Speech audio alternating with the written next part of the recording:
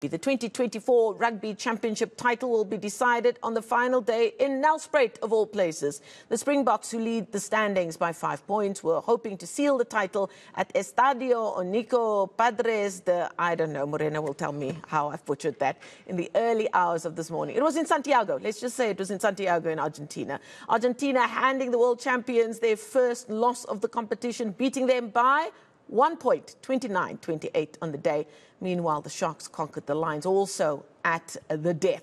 We'll talk a little bit of Currie Cup as well. And in the studio, I've got eNCA sports editor Vaten Gobeni and Morena Mutupi.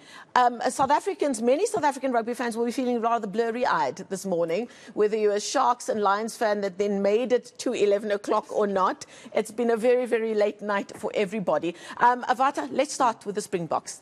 It's not so nice when you're on the receiving end of a 1 point score line, is it?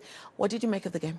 I struggled to stay up last night. So did I. We're all Vata. I think a lot of people got excited in the first sort of 10, 15 minutes. Springboks went 17-0 up.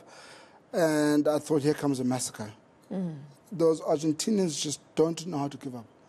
And kudos to, to Felipe Contemporaneous, their coach, who's been able to really, rile his team up. We saw what they did in New Zealand, beating the All Blacks there. We saw what they did, at home against the Wallabies, handing them a record score.